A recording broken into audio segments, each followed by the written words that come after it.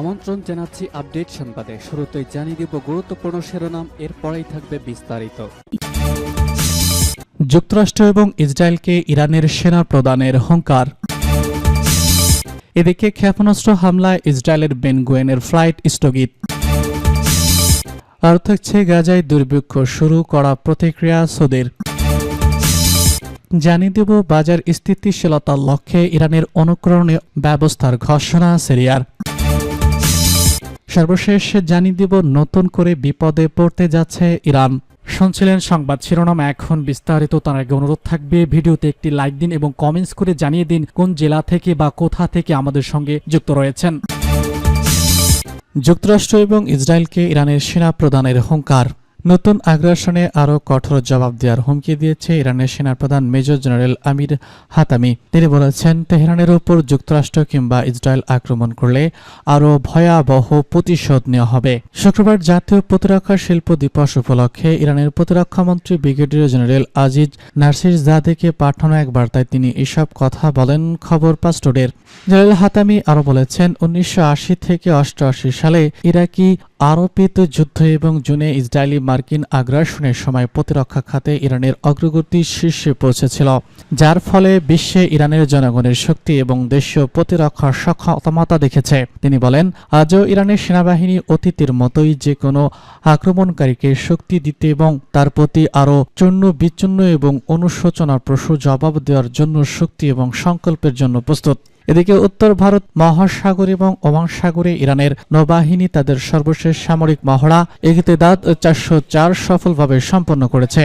দুদিনব্যাপী এই মহড়ায় ইরান উন্নত প্রযুক্তির বিভিন্ন নৌক্রুজ এবং জাহাজ বিধ্বংসী ক্ষেপণাস্ত্র পরীক্ষা করেছে, যা ভূপৃষ্ঠ এবং সমুদ্রের লক্ষ্যবস্তুতে সফলভাবে আঘাত আনতে সক্ষম হয়েছে। মহড়ায় মূল পর্বে গাইডেড মিসাইল শত্রুর জেনেভা এবং কোস্টার সালালান থেকে একযোগে ছোড়া হয় নাসির গাজেদাদে এবং কাদের নামের বিভিন্ন পাল্লার ক্ষেপণাস্ত্র। এসব ক্ষেপণাস্ত্র ভূপৃষ্ঠ এবং জাহাজের লক্ষ্যবস্তুতে নিখুঁতভাবে আঘাত আনে।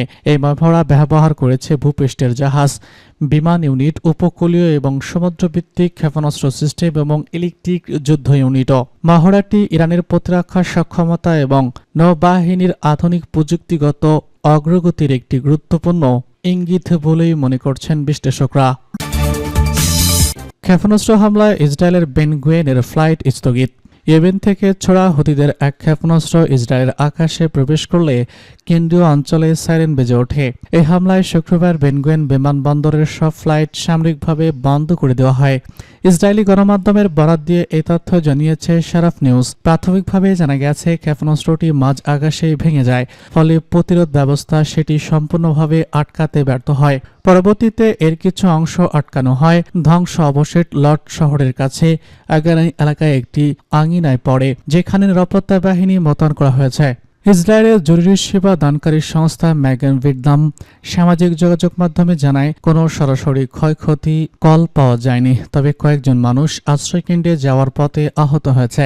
এর আগে শুক্রবার সকালে ইয়েমেন থেকে ছোড়া হুতিদের একটি ড্রোন আয়রন ডোম প্রতিরক্ষা ধ্বংস করে দেয়।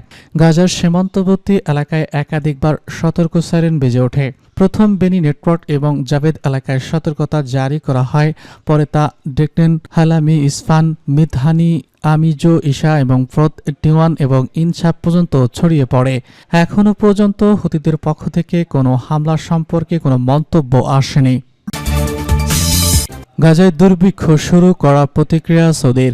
অবরুদ্ধ ফিলিস্তিনি ভূখণ্ড গাজা উপত্যকায় দুর্ভিক্ষ শুরু হয়েছে বলে নিশ্চিত করেছে জাতিসংঘের বিশ্ব ক্ষুধা এবং খাদ্য নিরাপত্তা বিষয়ক সংস্থা আইসিপি। এরই মধ্যে সেখানে বড় ধরনের হামলা শুরু করেছে ইসরায়েলি বাহিনী। বিষয়টি গুরুত্বের সঙ্গে পর্যবেক্ষণ করছে সৌদি আরব। ইচ্ছাকৃতভাবে গাজায় খাদ্য ভারে তৈরির নিন্দা এবং দুর্ভিক্ষের মধ্যে নতুন হামলায় গভীর উদ্বেগ প্রকাশ করেছে সৌদি আরব বিবৃতি দিয়েছে। শুক্রবারে এক বিবৃতিতে সৌদির পররাষ্ট্র মন্ত্রণালয় বলেছে, গাজা উপত্যকায় integrated food security of classification report এবং দুর্ভিক্ষের আনুষ্ঠানিক ঘোষণার পর সৌদি আরব গভীরভাবে উদ্বেগ প্রকাশ করেছে। বিবৃতিতে আরও বলা হয়েছে, ইসরায়েলি দখলদার বাহিনীর দ্বারা অসহায় বেসামরিক নাগরিকদের উপর সংঘটিত গণহত্যার অপরাধের নিন্দা জানায় সৌদি আরব। আমরা মনে করি, গাজায় ক্রমোদ্ধমান মানবিক বিপর্যয় ইসরায়েলি দখলদারদের দ্বারা বারবার সংঘটিত অপরাধের জন্য প্রতিশোধ এবং জবাবদিহিতা ব্যবস্থার অনুপস্থিতির সরাসরি ফলন। দুর্ভিক্ষ বন্ধ করতে এবং মাতৃপ্রতিম ফিলিস্তিনি জনগণের বিরুদ্ধে ইসরায়েলি দখলদারদের দ্বারা সংঘটিত গণহত্যা অপরাধ বন্ধ করার জন্য অবিলম্বে পদক্ষেপ না নেওয়া আন্তর্জাতিক সম্প্রদায় দায় থাকবে। বিশেষ করে জাতিসংঘের নিরাপত্তা পরিষদের স্থায়ী সদস্যদের নৈতিক অবস্থানের উপর একটি দাগ হিসেবেই থেকে যাবে। আইসিপি জানিয়েছে, গাজা গভর্নরদের মানুষ খাদ্যের অভাবে ভুগছেন। এর আওতায় রয়েছে গাজা শহর এবং আশেপাশের এলাকা। আইসিপি খাদ্য সংকটের মানদণ্ডে গাজা শহরকে তাদের শ্রেণী বিভাগে ৫ম ধাপে উন্নত করেছে, যা খাদ্য সংকটের সর্বোচ্চ ধাপ, যার অর্থ গাজা শহর এর আশেপাশের এলাকায় মানুষ এখন অনাহার এবং চরম দারিদ্রতায় ভুগছেন এবং তারা খাওয়ার জন্য কিছুই পাচ্ছেন না। গাজার পাশাপাশি দের এর বালা এবং খান ইউনুস শহরেও খাদ্য পরিস্থিতি দ্রুত অবনতির দিকে যাচ্ছে। আইসিপি সতর্ক করেছে, সেপ্টেম্বরের শুরুর দিকে এই দুই শহরও দুর্ভিক্ষ শুরু হতে পারে। সেক্ষেত্রে গাজা জুড়ে প্রায় ৫ লাখের বেশি মানুষ সরাসরি দুর্ভিক্ষের কবলে পড়বেন। বাজার স্থিতিশীলতার লক্ষ্যে ইরানের অনুকরণে অবস্থার ঘোষণা সিরিয়ার। সিরিয়া তার সমুদ্র থেকে দুটি সৈন্য বাদ দেওয়ার সিদ্ধান্ত নিয়েছে। বাজার স্থিতিশীলতার লক্ষ্যে এই পদক্ষেপ নেওয়া হচ্ছে। এর আগে এই ধরনের পদক্ষেপ নেয় ইরান। বিষয়টি সম্পর্কে অবগত ৭টি সূত্র এবং রয়টার্স কর্তৃক আলোচনা করা নথি অনুসারে সিরিয়া নতুন নোট তৈরি করবে, যার মাধ্যমে পাউন্ডের উপর জনগণের আস্থা ফিরিয়ে আনার চেষ্টার মুদ্রা থেকে দুটি শূন্য সরিয়ে ফেলা হবে। গত ডিসেম্বরে তৎকালীন প্রেসিডেন্ট বাশার আল আসাদের ক্ষমতাচ্যুতির পর ১৪ বছরের সংঘাতের অবসান ঘটে, কিন্তু এ সময় সিরিয়ার অর্থনীতিতে ধস নামে। পাউন্ডের ক্রয় ক্ষমতা রেকর্ড সর্বনিম্নে নেমে আসে। পরিস্থিতি এতই ভয়াবহ যে ক্রমাগত বিরতির দিকে থাকা সমুদ্রের মান মানুষের গলার কাটা হয়ে উঠেছে। এ থেকে উত্তরণ পাউন্ডকে শক্তিশালী করার লক্ষ্যে সিরিয়ার নতুন সরকার পদক্ষেপ নিতে যাচ্ছে। এই পদক্ষেপের সত্যতা নিশ্চিত করে সিরিয়ার কেন্দ্রীয় ব্যাংকের গভর্নর হুসরি বলেছেন, পূর্ণ মূল্যায়ন ছিল অর্থনৈতিক এবং আর্থিক সংস্কারের একটি কৌশলগত সম্ভব। তিনি সৌদির রাষ্ট্রীয় মালিকানাধীন প্রচার আল বারাকে বলেছেন, সমুদ্র পরিবর্তনের প্রয়োজনীয়তা নির্ধারণের জন্য আমরা সরকারি এবং বেসামরিক ব্যাংক এবং কেন্দ্রীয় ব্যাংকের বিশ্লেষকদের নিয়ে কমিটি গঠন করছি। নতুন মুদ্রাকে প্রয়োজনীয়তা হিসেবে বর্ণনা করেছেন তিনি বলেন, নতুন মুদ্রা চালু করার জন্য একটি সময়সীমা এখনও পর্যালোচনাধীন। ২০১১ সালে যুদ্ধ শুরু হওয়ার পর থেকে সিরিয়া পাউন্ডের মূল্য ৯৯% বেশি কমেছে। বর্তমানে মার্কিন ডলারের বিপরীতে বিনিময় হার প্রায় ১,০০০ পাউন্ডে দাঁড়িয়েছে, যা যুদ্ধের আগে ৫০ পাউন্ড ছিল। নতুন করে মহাবিপদে পড়তে যাচ্ছে ইরান।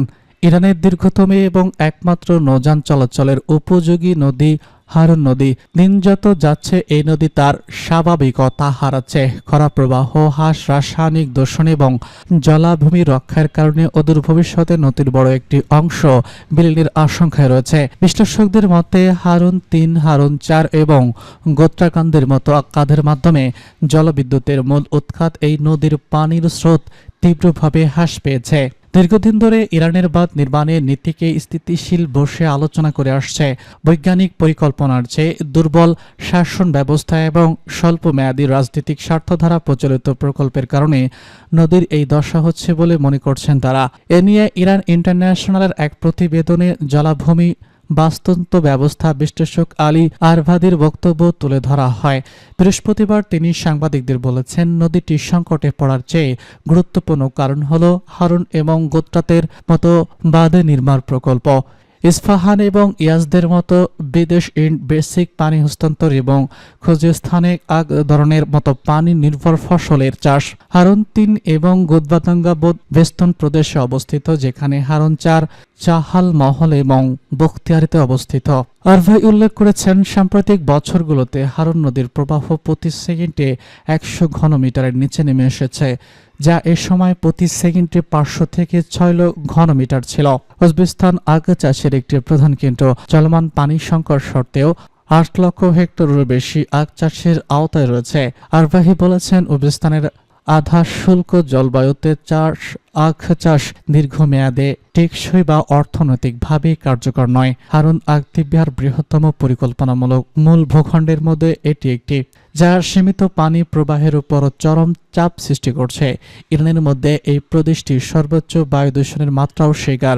বৃহস্পতিবার ইরানের এয়ার কোয়ালিটি মনিটরিং সিস্টেম কুজবেস্তান একাধিক শহরে অস্বাস্থ্যকর অবস্থার রেকর্ড রয়েছে।